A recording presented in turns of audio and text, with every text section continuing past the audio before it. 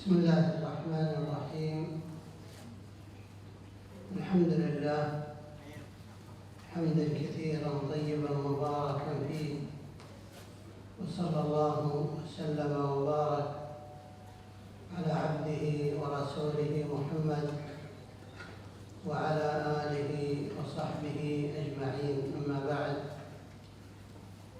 فأرحب بكم أيها الإخوة في هذا اللقاء الذي أسأل الله عز وجل أن يكون طيبا ومباركا ونافعا، ونسأل الله عز وجل أن يعلمنا ما ينفعنا وأن ينفعنا بما علمنا، وأن يرزقنا الإخلاص في القول والعمل. Assalamualaikum warahmatullahi wabarakatuh.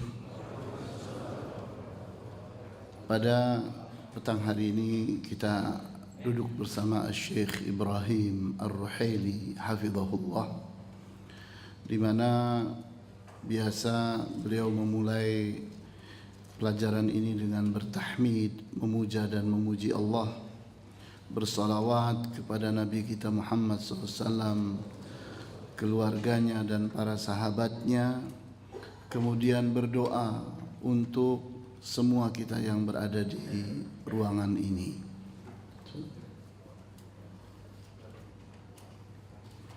أيها الأخوة، إن خير ما تذاكر فيه الذاكرون وتناصح فيه المتناصحون وصايا النبي صلى الله عليه وسلم بعد كلام رب العالمين، فإن في وصايا النبي صلى الله عليه وسلم وفي أحاديثه من العلم والفقه ومن النفع العظيم ما لا يمكن وصفه، وذلك أن رسول الله صلى الله عليه وسلم أوتي جوامع الكلم، ويجمع في عبارات يسيرة وفي ألفاظ قليلة من المعاني العظيمة ما لا يتحصل لغيره من الخطباء والفصحاء.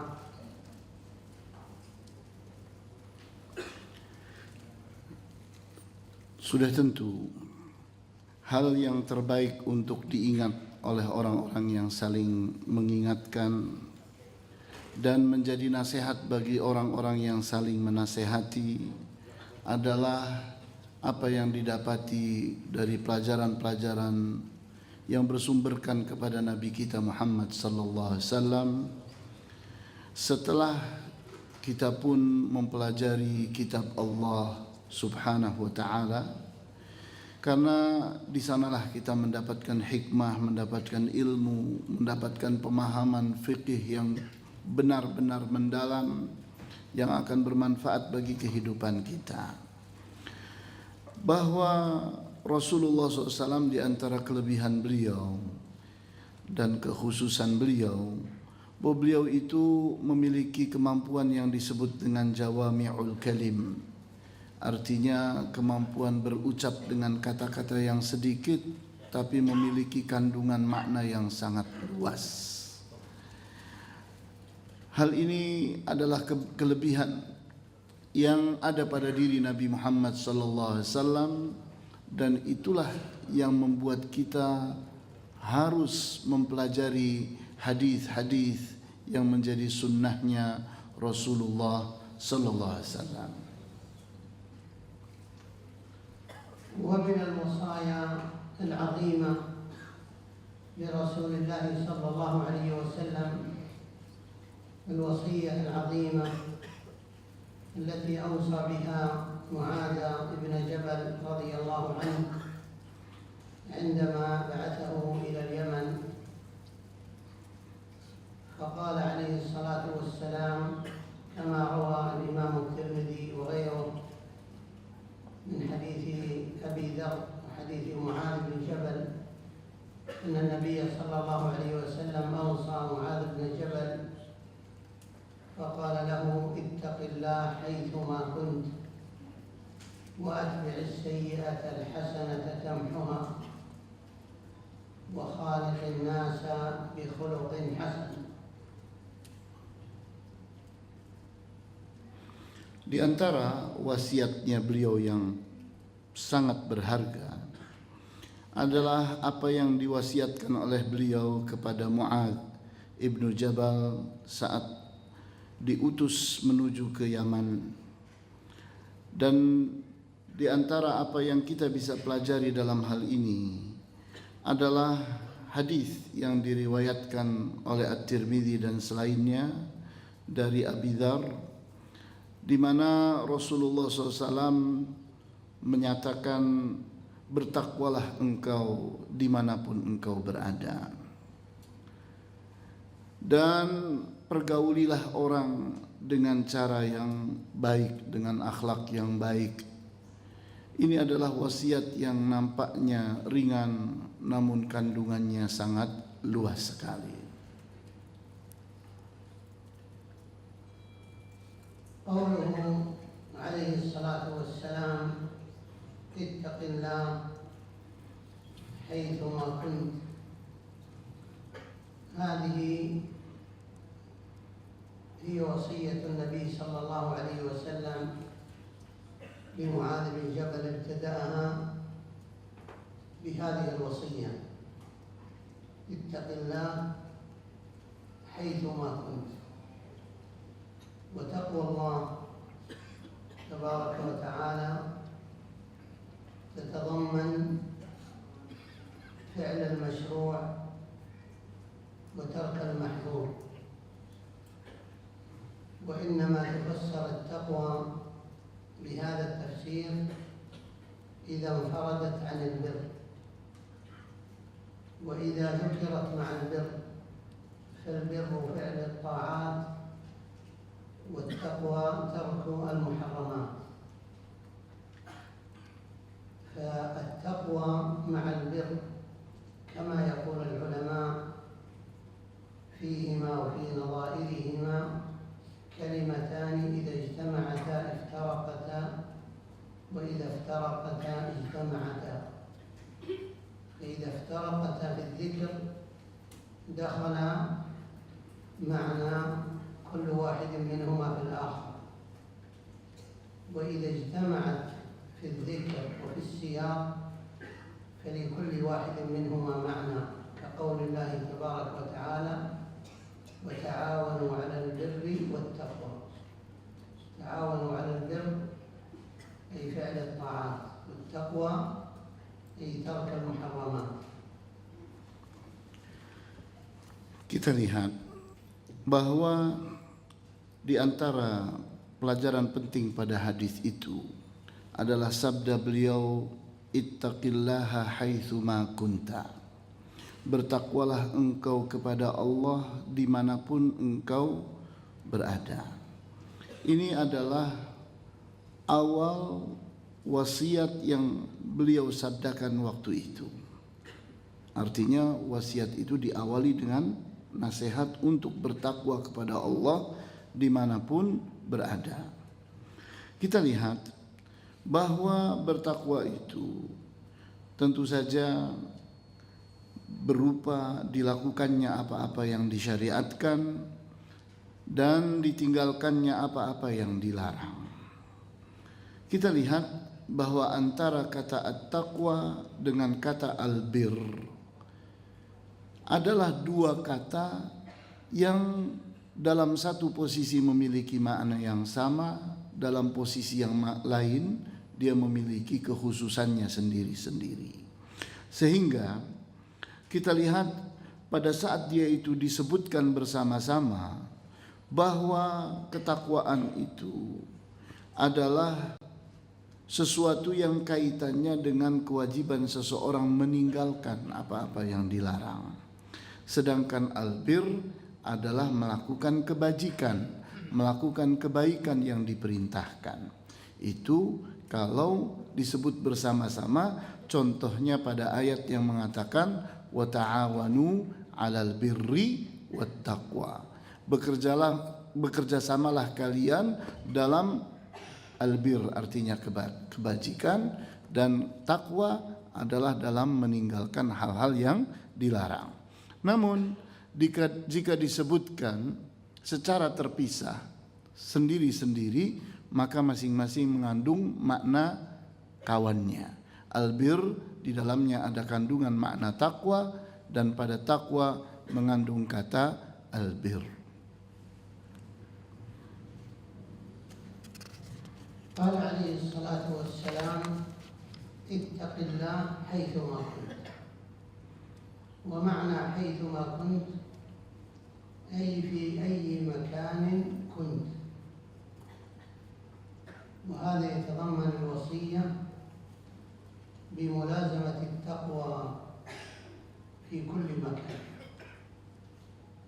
ومناسبة هذه الوصية هو السفر، والسفر يصحبه ما يصحبه من الانشغال وكثرة الجهد الذي يبذل في السفر والانقطاع عن الأهل. وهناك عامل نفسي آخر، أن الغريب لا يداري في سفره ما يداري المقيم المواطن في مكان، فإن من أقام بمكان له سمعة ويخشى من الفضيحة، والمسافر يضعف الوازع عنده لكونه انتقل من بلد إلى غير بلده. فكانت هذه الوصية مناسبة لهذه المناسبة وهو السفر. وإن كان الموصى بها هو معاذ بن جبل العالم العابد الزاهد رضي الله عنه.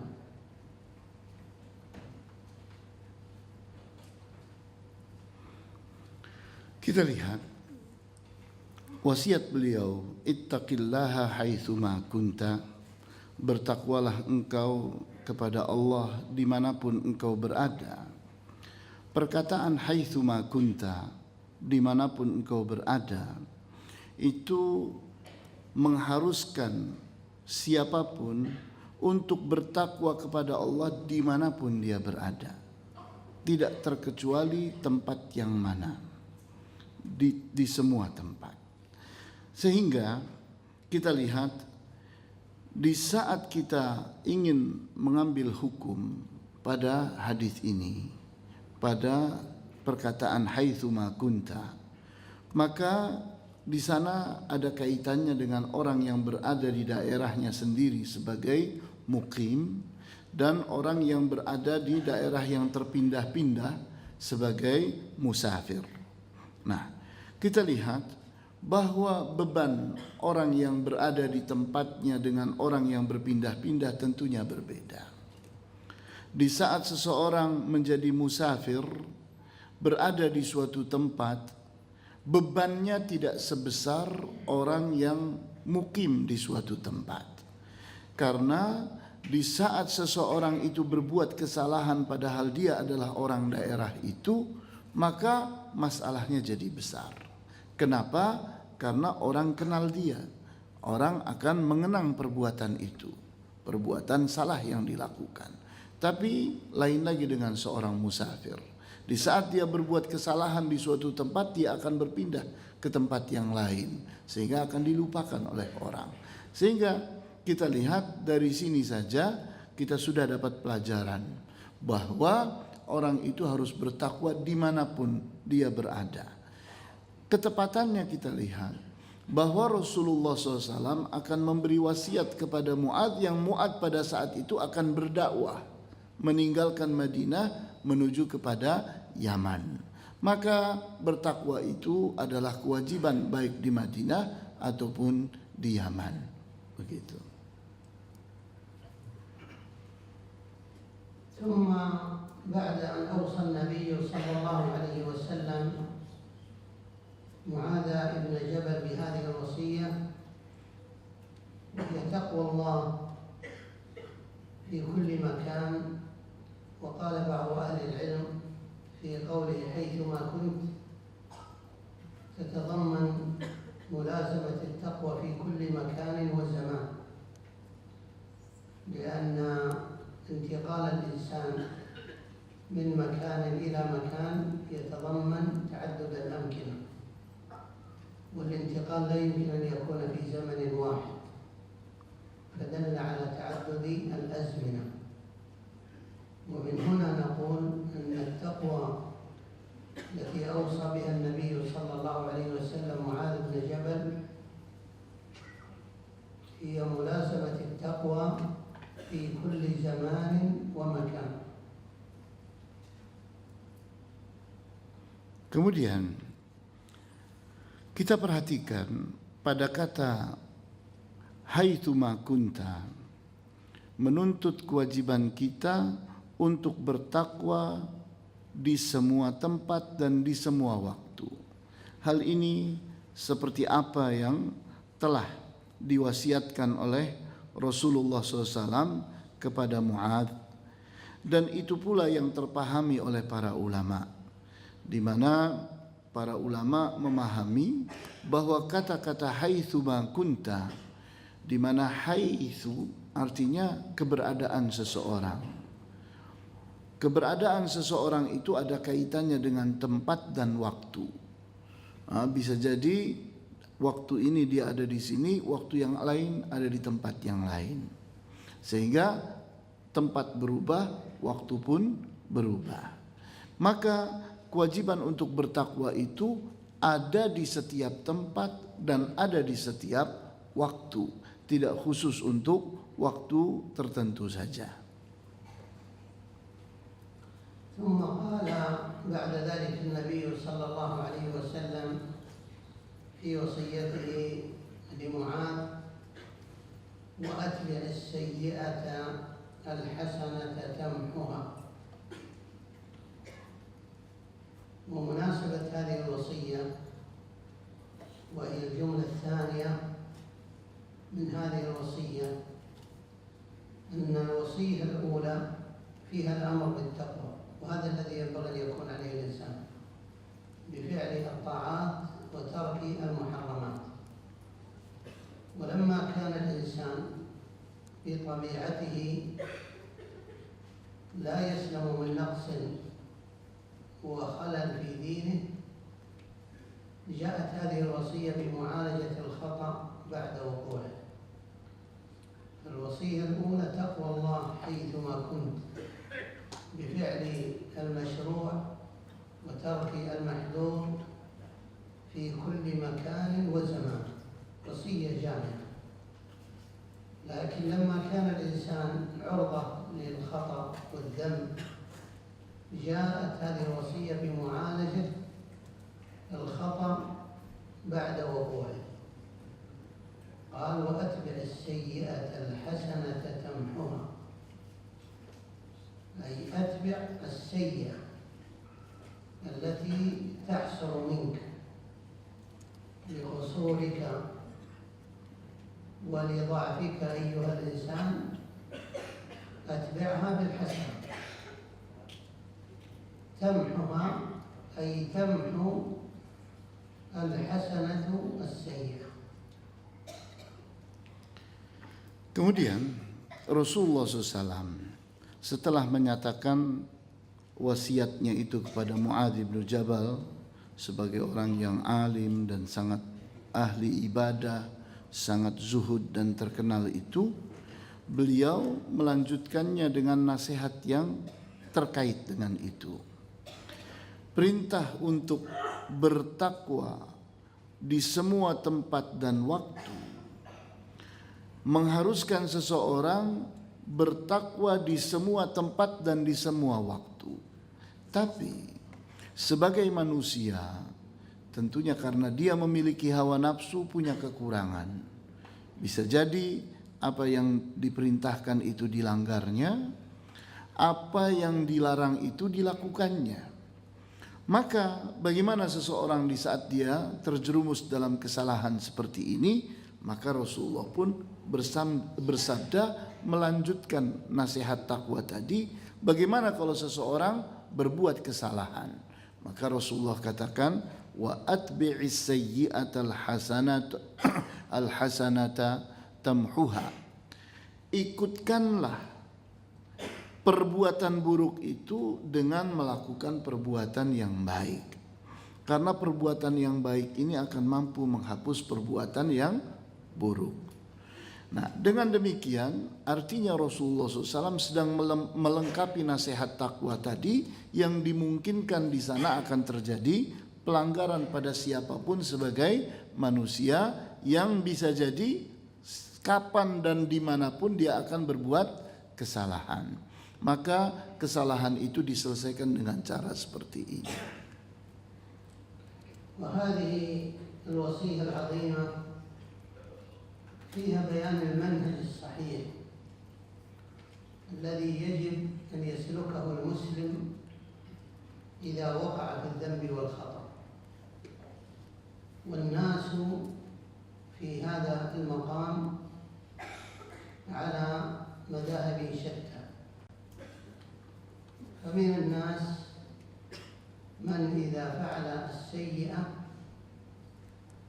تمادى فيها وأتبع السيئة ولا يزال يسيء اعتمادا على سعة رحمة الله.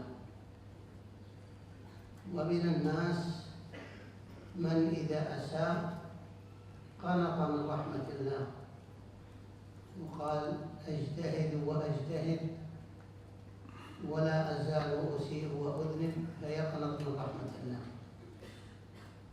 فجاءت هذه الوصية بالمنهج الصحيح، إذا ما أساء الإنسان لا يقنط ولا ييأس ولا يتمادى في السيئات، وإنما إذا أساء يحسن. لهذا جاء في بعض الألفاظ وإذا أسأت فأحسن. إذا أسأت فأحسن، أتبع السيئة الحسنة. السيئة هي المعصية، وهذا دليل على أن السيئة تطلق على الكبيرة والصغيرة، بخلاف ورودها في بعض المواطن يراد بها الصغيرة، كما قال الله عز وجل إن تجتنبوا كبائر ما تنهون عنه يكفر عنكم سيئاتكم. سيئاتهم الصغائر، ولعل هذا هو المناسب في ذكر السيئة هنا، أنها حتى لو كانت صغيرة لا تحقرن الذنب، ولكن اسعى في علاجه.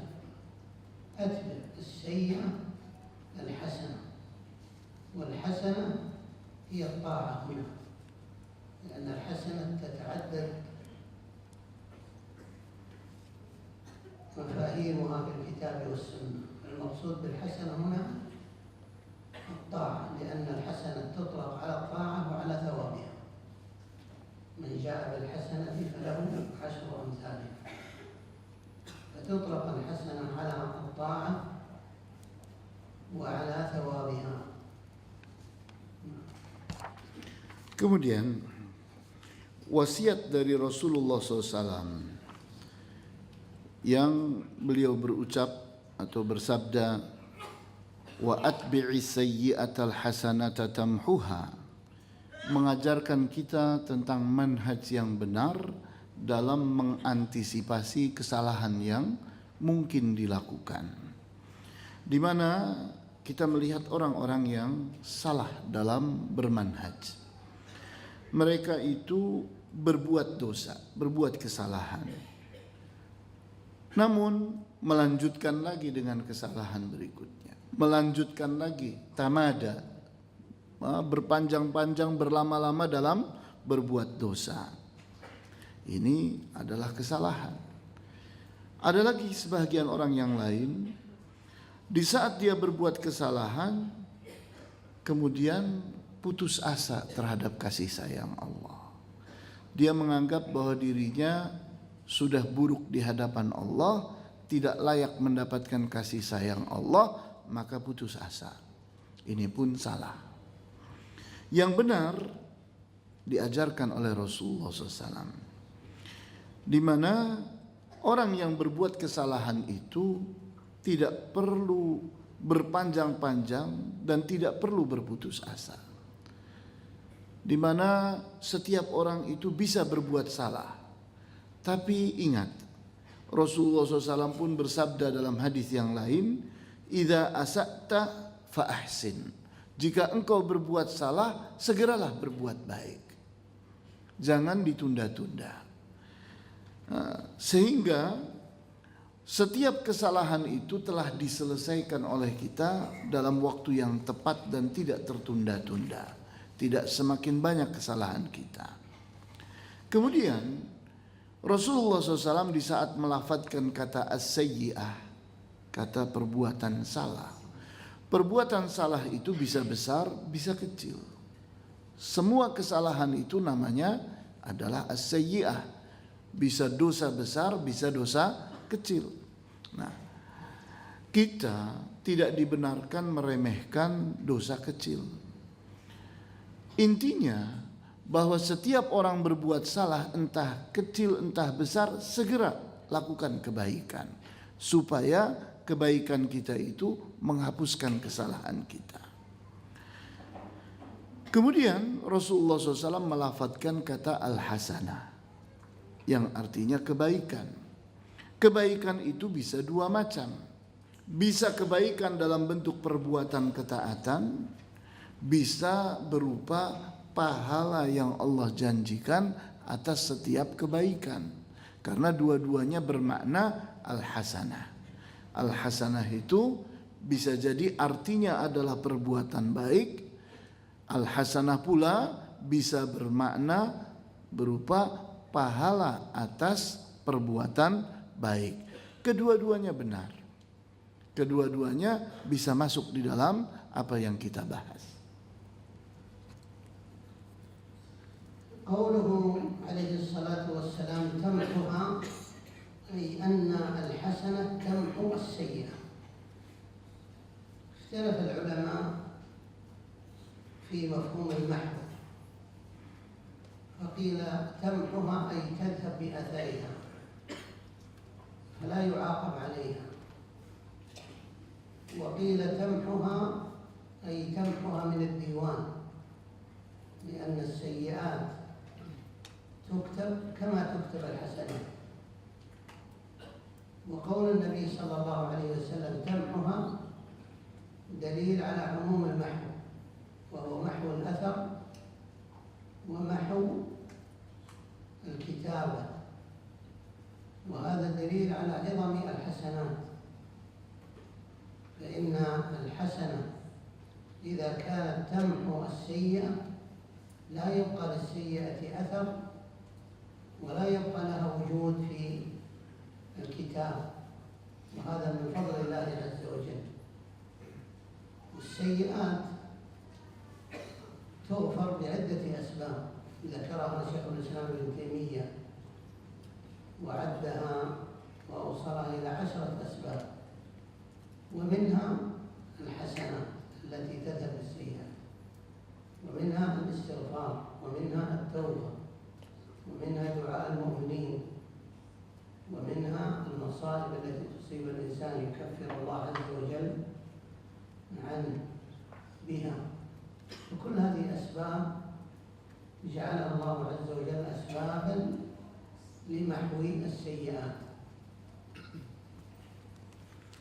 Kemudian sabda Rasulullah SAW, tamhuha, mampu menghapuskannya. Artinya perbuatan yang baik itu mampu menghapuskan perbuatan yang buruk. Nah, di sini terjadilah pembahasan yang mendetail bahwa apa yang dihapuskan itu. Apakah yang dihapuskan itu adalah catatannya sama sekali sehingga catatan itu hilang, catatan perbuatan buruk yang pernah dilakukan sudah tidak muncul lagi, atau catatan tetap ada tapi nanti perlakuan di hari akhirat nanti Allah telah mengampuninya sehingga sudah terampunkan walaupun catatan itu masih ada. Terjadilah perdebatan di antara para ulama dalam hal ini. Namun yang benar sesuai dengan hadis ini, kata Syekh, bahwa yang dihapus itu adalah tulisannya hilang.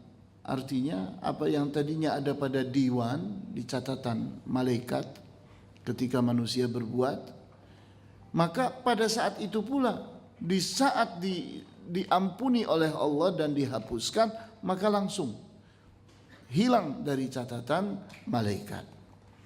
Kemudian dalam waktu yang sama hilang pula keberadaan dari perbuatan itu, sudah dianggap tidak ada.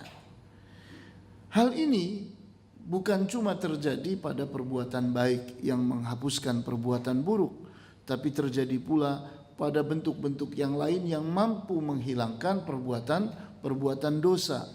Contohnya adalah bertaubat, beristighfar, kemudian kejadian musibah-musibah, penyakit dan hal-hal yang tidak disukai oleh kita ridho kepada ketentuan Allah, maka itu semua mampu menghapuskan dosa-dosa kita.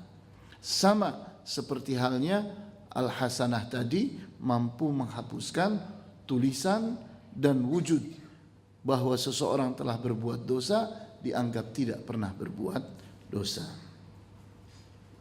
ثم ختم النبي صلى الله عليه وسلم وصيته بقوله وخالق الناس بخلق حسن. خالق الناس يعني عامل الناس بأخلاق، ثم وصف هذه الأخلاق بأنها حسنة. وخالق الناس بخلق حسن، أي عامل الناس بالأخلاق الحسنة. والأخلاق الحسنة تشمل كل إحسان في معاملة الخلق. واختلف في تفسير حسن الخلق، فقيل هو إفشاء السلام، وقيل هو الصبر والتحمل، وقيل الأمر بالمعروف، وقيل بذل الندى والإحسان للخلق.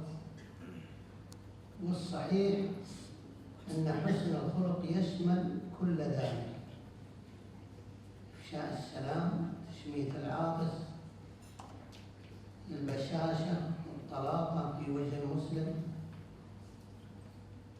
كل ما فيه إحسان وتودد للمسلمين وتناصح فهو داخل في الخلق الحسن.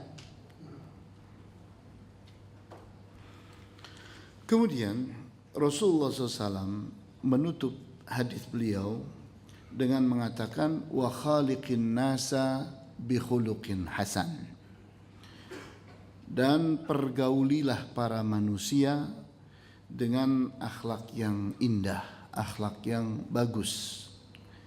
Kita lihat di sini bahwa Rasulullah SAW menyatakan khaliqin nas. Khaliqin nas maknanya adalah perlakukanlah orang, pergaulilah orang bi khuluqin hasan. Rasulullah SAW menyebutkan akhlaknya itu harus hasan, disifati oleh beliau.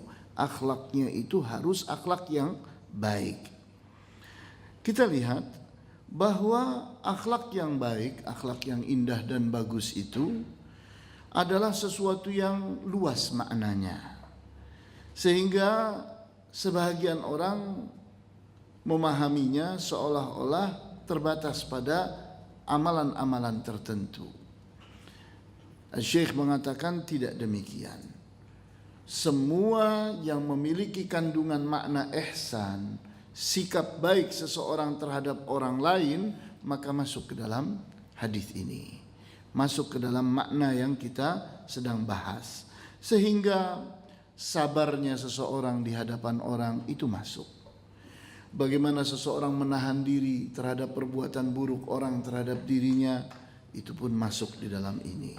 Kemudian seseorang berbaik kata, tersenyum terhadap orang lain, menebar salam, kemudian memberikan nasihat, kemudian mencintai orang dengan cara-cara yang baik, mengasihi, membantu orang dan seterusnya. Semua itu masuk kepada kata khuluqun hasan, akhlak yang baik, yang indah. هذه الوصية أيها الأخوة وصية جامعة، وقد استعرضنا هذه الوصية من خلال الوقوف عند ألفاظها، لكن لو نظرنا نظرة أخرى إلى هذه الوصية من حيث المعنى العام فنجد أنها اشتملت على 5 مسائل عظيمة، وكل مسألة تتفرع عن مسألتين. اشتمل هذا الحديث على 10 مسائل عظيمة. أذكر المسائل ال5 ثم ما تتضمنه كل مسألة من فرعين. المسألة الأولى: النبي صلى الله عليه وسلم أمر في بداية الوصية بتقوى الله. ذكرنا أن التقوى متضمنة فعل المشروع، ترك المحظور. هذه المسألة الأولى، وهو ملازمة الطاعة بقسميها: فعل المشروع وترك المحظور. المسألة الثانية في قوله حيثما كنت. هذه المسألة متضمنة ملازمة التقوى في السفر والحضر، لأن الإقامة مكان غير مكان السفر، وكذلك الزمان كما قلنا، فإن الانتقال يصحبه تعدد الأزمنة، فتتضمن أيضا ملازمة التقوى في كل زمن. فهنا مسألتان: ملازمة التقوى في السفر والحضر، في الزمن الحاضر والمستقبل. نعم. Kemudian setelah kita membahas hadis ini dari sisi maknanya, kita sudah memerinci bagian-bagian dari hadis tadi, maka kita akan berpindah kepada cara yang lain dalam memandang hadis ini. Kita pandang hadis ini dengan makna yang bersifat umum. Kita akan dapati di sana ada 5 masalah. Dan setiap masalah mengandung 2 sisi. Kita lihat bahwa Nabi SAW berbicara tentang perintah beliau agar setiap orang itu bertakwa kepada Allah di setiap tempat dan waktu. Nah, bertakwa kepada Allah itu punya 2 sisi. Yang pertama adalah dilakukannya apa-apa yang disyariatkan. Sisi yang kedua adalah ditinggalkannya apa-apa yang dilarang. Itulah bertakwa. Jadi bertakwa itu tidak cukup hanya dengan seseorang melakukan perintah, tapi dia pun punya kewajiban yang lain di sisi yang lain, yaitu meninggalkan apa yang dilarang. Kemudian Rasulullah SAW memerintahkan agar bertakwa itu di setiap tempat. Maka hal ini mengandung 2 sisi pula. Sisi pada saat seseorang ada pada tempatnya, tidak kemana-mana, dan sisi yang lain di saat dia menjadi musafir, dia pergi ke tempat yang lain. Artinya ada 2 sisi dalam hal ini. Di tempat yaitu dia berada sehari-hari, dan sisi yang lain di saat dia berpindah ke tempat yang lain. Begitu pula berbicara tentang waktu, bahwa waktu pun memiliki 2 kandungan, 2 sisi. Pada saat dia berbuat sekarang, dan sisi yang lain di saat yang akan datang. Jadi seseorang itu harus baik sekarang ataupun yang akan datang. المسألة الثالثة من المسائل المجملة أن هذه الوصية تضمنت الإرشاد إلى ترك المعاصي في قول النبي صلى الله عليه وسلم اتق الله، وجاءت بمعالجة الخطأ بعد وقوعه، وذلك في قول النبي صلى الله عليه وسلم وأتبع السيئة الحسنة. فكما يقال أنها جاءت بالوقاية والعلاج، الوقاية قبل وجود الذنب بالإرشاد إلى تقوى الله، والعلاج بعد حصول الذنب. Kemudian masalah yang ketiga, bahwa petunjuk yang kita dapati dari Rasulullah SAW, kita diperintahkan untuk meninggalkan maksiat-maksiat. Nah, di sini kita lihat bagaimana Rasulullah SAW mengantisipasi terhadap kesalahan itu, baik dia itu sedang terjadi ataupun akan terjadi. Kita lihat bahwa Rasulullah SAW menyebutkan sesuatu yang disebutkan sebagai al-wiqayah. Al-wiqayah itu artinya pencegahan, defense. Seseorang sebelum berbuat salah maka waspadalah. Disuruh berhati-hati untuk tidak berbuat salah. Artinya berbicara tentang yang akan datang. Kemudian Rasulullah SAW pun berbicara tentang kalau terjadi, artinya sekarang ini terjadi, apa yang harus kita lakukan. Ini dua sisi yang Rasulullah SAW bahas dalam waktu yang sama, di mana beliau sedang mengantisipasi dua kejadian itu. Nah, هذه الوصية أيضا اشتملت على المسألة الرابعة المجملة، وهي أنها جاءت بأداء حقوق الخالق وحقوق المخلوقين. حقوق الخالق في قول عز وجل، في قول النبي صلى الله عليه وسلم اتق الله حيثما كنت. حقوق المخلوقين في قوله وخالق الناس بخلق حسن.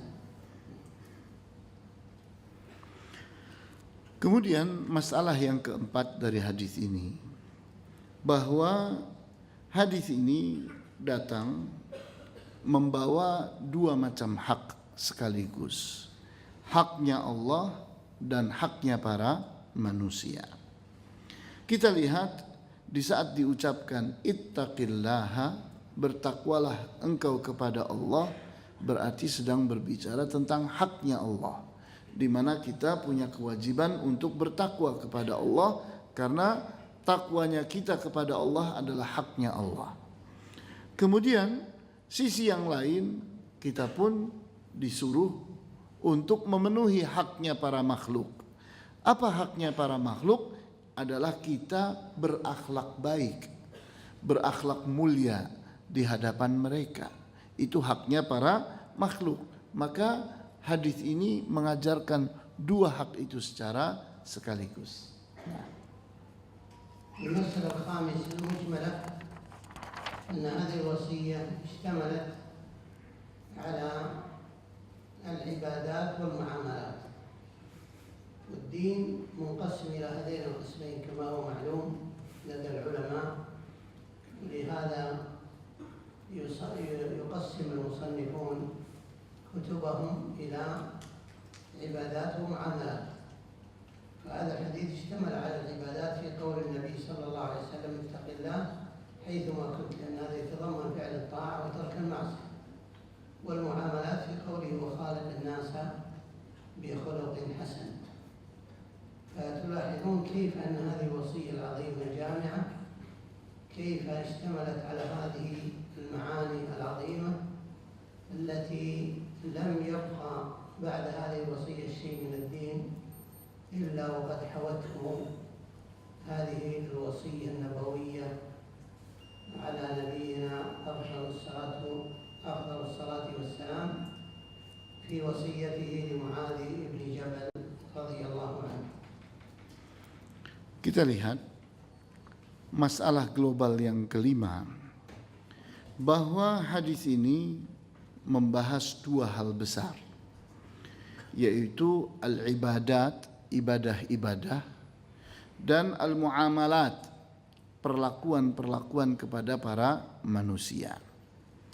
Di mana kita lihat Rasulullah SAW bersabda, ittaqillaha, bertakwalah engkau kepada Allah. Bertakwa itu menghasilkan perbuatan-perbuatan ibadah. Di saat seseorang melakukan apa yang disukai oleh Allah, maka dia sedang beribadah kepada Allah. Kemudian dalam waktu yang sama Rasulullah SAW mengatakan, wa khaliqin nasa bi khuluqin hasan. Pergaulilah orang dengan akhlak yang baik, dengan akhlak yang indah. Ini adalah muamalat, pergaulan. Agama Islam mengandung dua hal ini.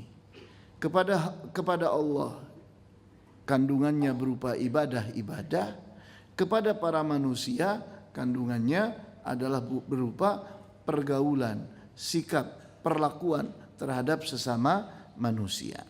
Sehingga para ulama pun di saat menuliskan buku-buku mereka, membagi mereka itu dalam buku-buku mereka pembagian yang dua tadi. Membahas tentang ibadah-ibadah dan membahas tentang muamalah-muamalah. Sehingga hadis ini walaupun ringan, walaupun sederhana, sedikit kata-katanya, tapi luas kandungannya. Sehingga dia mencakup seluruh inti daripada ajaran Islam.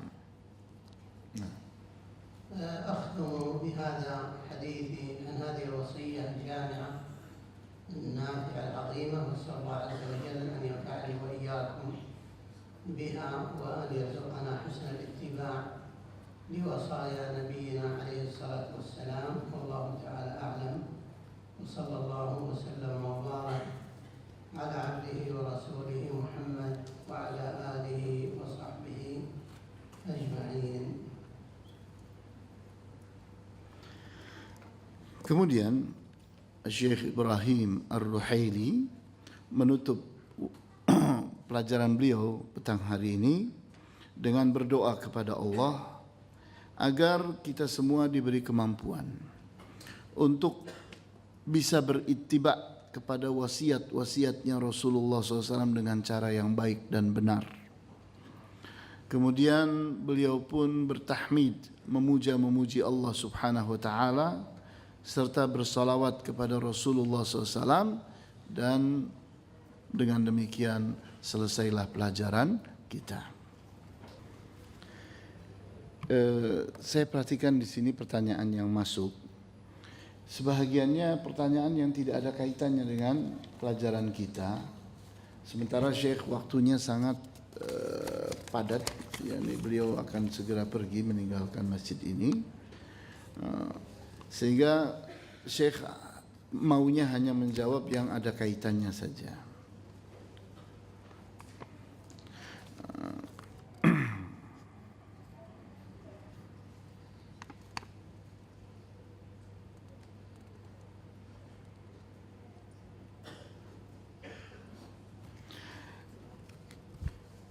Al-awwal Syekh, mal ilaj wal asalib al-lazimah لمنع الوقوع على من هم بالسيئة. يعني واحد خلاص ما تحمل لابد أن يعمل السيئة، ما العلاج في هذا الباب؟ ثم الثاني، كيف الطريقة في نسيان خطأ الآخرين علينا؟ نريد أن ننسى بما أخطأوا علينا، يعني تقريبا هكذا. نعم، أولا الهم بالسيئة، يقول كيف العلاج لمن هم بسيئة؟ أولا نحن نريد أن نعالج الهم الذي هو العزم على السيئة، والهم مقارب يعني للعزيمة، وهو خاطر في النفس. لا بد من علاج الهم والعزائم، فإن هذه الأمور يسبقها ما يسبقها في النفس، كما ذكر الإمام ابن القيم، فإن هذه الذنوب أصبحت خواطر في النفس. الإنسان يحدث نفسه بالمعصية قبل أن تصبح هذه الخاطرة إلى هم وعزيمة. لا بد من دفع هذه الخواطر السيئة، وسبب هذه الخواطر السيئة الفراغ. الإنسان إذا بقي فارغا اشتغل بهذه الأمور، وإذا انشغل بالخير ذهبت عن هذه الأمور. فليس هناك أفضل من إبعاد هذه الخطرات السيئة من الانشغال بالطاعة.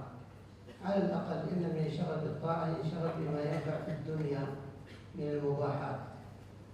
وأما إذا وجد الهم والعزم على المعصية فعليه أن يتذكر أنه أمام عقوبة، يتذكر أن النار أمامه، وهذه السيئة إذا فعلها قربته من النار، وإذا تركها لله أجر عليها، أجر على تركها، كما جاء في الحديث أن من هم بسيئة فتركها كتبت له حسنة، وإذا هم بها وفعلها كتبت عليه سيئة.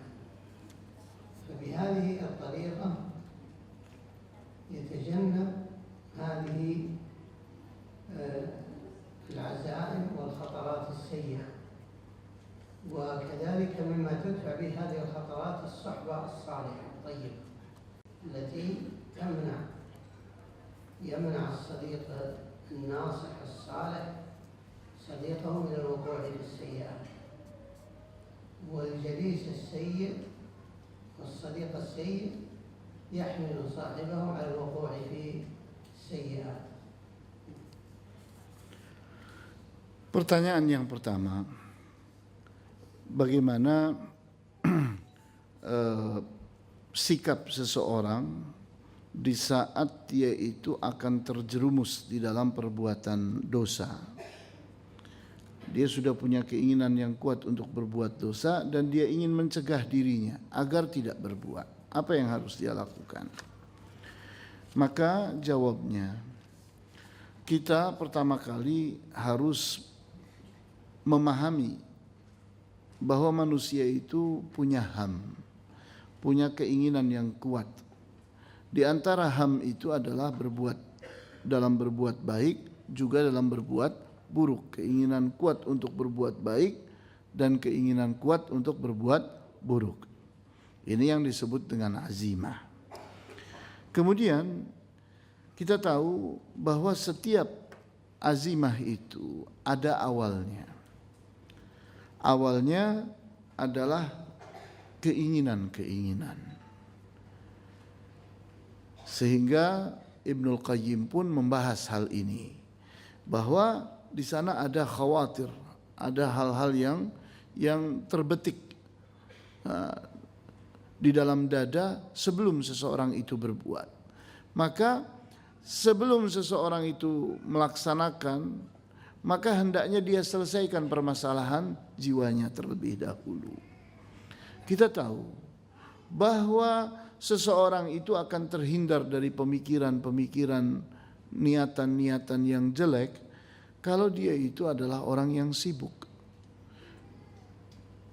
Orang yang kosong, orang yang pengangguran, orang yang banyak jeda waktu yang kepanjangan, itulah orang yang mudah dibawa oleh syaitan untuk berbuat dosa. Oleh karena itu, penyelesaiannya adalah dengan kesibukan. Sibukkanlah diri ini dengan melakukan ketaatan-ketaatan dan melakukan hal-hal yang mubah, hal-hal yang boleh. Nah, kita juga pada saat seseorang itu terdesak akan berbuat buruk, maka hendaknya ingat bahwa tidak ada suatu perbuatan buruk yang tidak dibalas. Semua perbuatan buruk mesti ada balasannya. Ingat bahwa api neraka itu ada di hadapanmu. Kamu akan dilemparkan ke sana.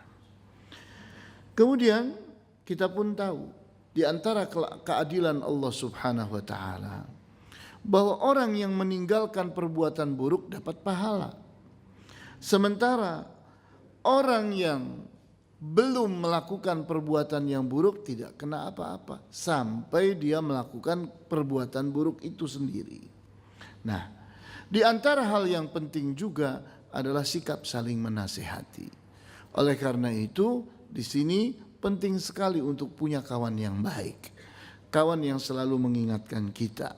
Karena kawan-kawan yang baik inilah yang akan membuat kita itu ingatnya berbuat baik. Inginnya berbuat baik. Sibuk dengan perbuatan-perbuatan yang baik. الشق الثاني من السؤال يقول كيف نتناسى خطأ الآخرين أو نعفو عنهم؟ هذا بالاحتساب. المسلم إذا علم أن الله وعد بالثواب والأجر لمن عفا عن أخيه كما قال والكاظمين الغيظ والعافين عن الناس والله يحب المحسنين فإنه يعفو ويصفح. وقول الله عز وجل وليعفوا وليصفحوا فالله أمرك بالعفو والصفح. فإذا علم أن الله أمر بالعفو والصفح يصفح لأنه يريد الأجر من الله. الأمر الثاني أنه ما من واحد منا إلا وله أخطاء يخطئ على الناس وهو يحب للناس أن يعفو عنه فكما يحب أن يعفو الناس أن يعفو عن إخوانه. النبي صلى الله عليه وسلم قال لا يؤمن أحدكم حتى يحب لأخيه ما يحب لنفسه. إذا كنت تحب أن يعفو الناس عنك واعف عن الناس. ومن عامل الناس بالعفو عفى الله عنه كما جاء في قصة رجل يوم القيامة يعفو الله عنه ويدخله الجنة. لماذا؟ هذا رجل تاجر كانت له حقوق عند الناس فكان يوصي عماله يقول إذا أعسر بعض هؤلاء الذين عليهم الحقوق يقول اعفو عنهم لعل الله أن يعفو عنا يوم القيامة فعفى الله عنه والجزاء من جنس العمل. إذا تذكر المؤمن هذه النصوص وهذه الفضائل فإنه يعفو وتطيب نفسه. وإذا كان الله العظيم عفى عن الخلق مع عظم حقه عليهم فكيف لا نعفو عن الناس ونحن نذنب ونظلم وربنا لا يظلم الناس مثقال ذرة ولا يظلم ربك أحد ومع هذا يعفو وهو لا يظلم ونحن نظلم ونحب أن يعفى عنا كذلك نعفو عن الناس.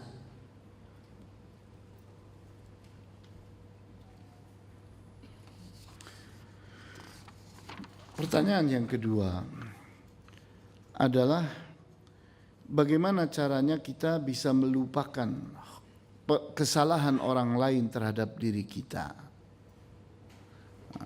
Nah, jawabannya kata Syekh, ingatlah bahwa di saat kita itu berbuat, maka niati setiap perbuatan kita untuk mendapatkan pahala. Semua perbuatan baik yang kita lakukan itu mendatangkan pahala. Sehingga di saat kita bisa melupakan orang lain yang berbuat salah kepada kita, maka ini adalah kesempatan untuk mendapatkan pahala. Maka carilah pahala, lupakan kesalahan orang. Kemudian di saat orang itu mampu melupakan kesalahan orang, maka dia sedang membuka kesempatan kepada Allah untuk juga melupakan kesalahan kita. Sehingga Syekh menceritakan bahwa Rasulullah SAW menyebutkan ada seorang pedagang yang suka memberi hutang kepada orang. Kemudian dia adalah orang yang sesungguhnya bukan orang yang saleh, tidak saleh dia. Namun dia adalah orang yang mudah memaafkan orang yang tidak mampu membayar hutang. Sehingga disebutkan pada saat ada orang ditagih dan tidak bisa membayar, maka dia pun berkata, ayo kita lewati, kita maafkan dia, semoga Allah pun melewatkan kita, memaafkan kita. Ternyata benar-benar kata Rasulullah SAW, orang itu dilupakan oleh Allah dosa-dosanya, kesalahannya, karena dia melakukan hal yang sama terhadap orang di dunia. Padahal kalau kita melihat ke dalam diri kita sendiri, kita itu adalah orang yang suka berbuat dosa. Kita pun butuh untuk dimaafkan oleh orang lain. Kita butuh untuk dimaafkan oleh Allah. Maka kita pun harus menjadi orang yang mudah memaafkan orang lain, agar kita pun mendapatkan perlakuan yang sama. Karena memang Rasulullah SAW menyebutkan bahwa tidak beriman salah seorang di antara kalian sampai dia menyukai untuk orang lain apa yang dia sukai untuk dirinya. Nah kalau ghairha. Kemudian